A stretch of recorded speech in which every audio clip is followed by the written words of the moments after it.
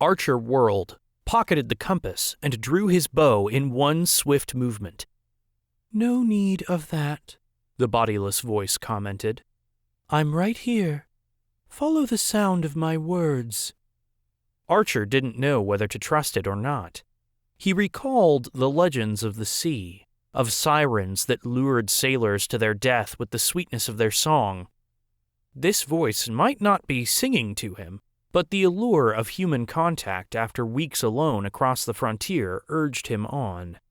He didn't lower his bow, but stepped carefully, leery of sinking sands and other mist traps towards the water's edge.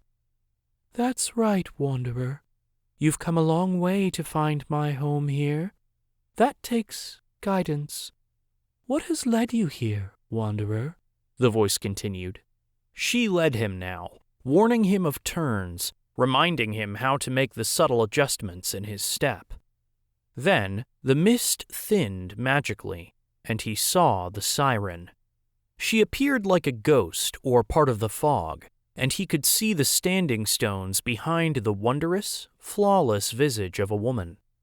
Her bronze hair flared in the morning light and flowed in the wind not found here in the marshes.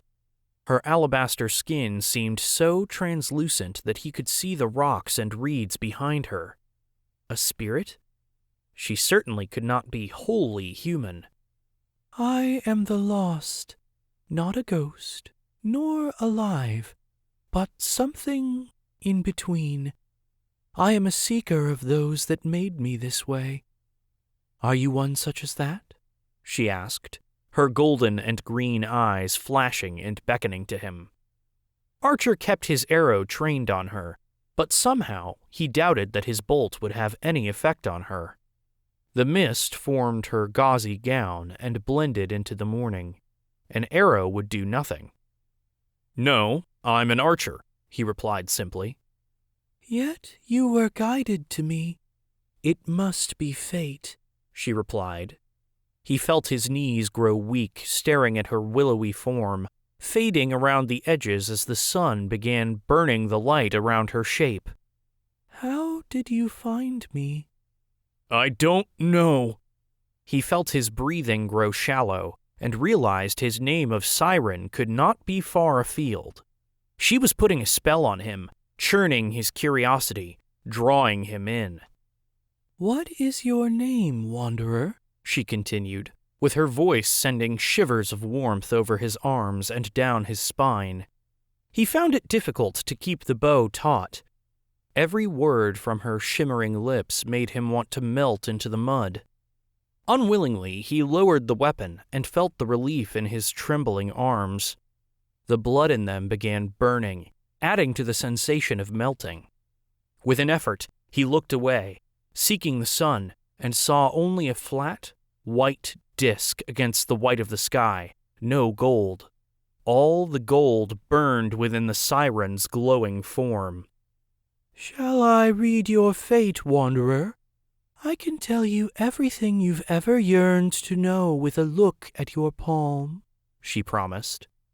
The ragged ends of Archer's breath burned free from his lungs around a simple question. "Can you tell me my name?"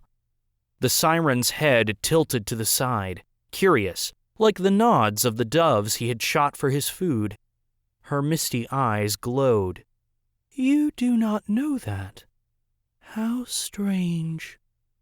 Archer could not shake his head or speak any longer. He felt his skin begin to burn as the mist pulled in closer and his mind screamed for air. He was drowning in the shrouds of her hair, her arms, and the vapors. The siren reached out and touched his cheek with her alabaster hand, and her caress burned as fire. He wanted to cry out and pull away, bring the bow back to bear, but he could not move. The Lady of the Mist had him completely under her spell. He would drown here on the edge of the Lara River and be lost forever. He knew it. The compass had led him astray. "Then, wanderer with no name, we shall have to explore that indeed," she whispered, and her gentle caressing lips met his in an eruption of white light.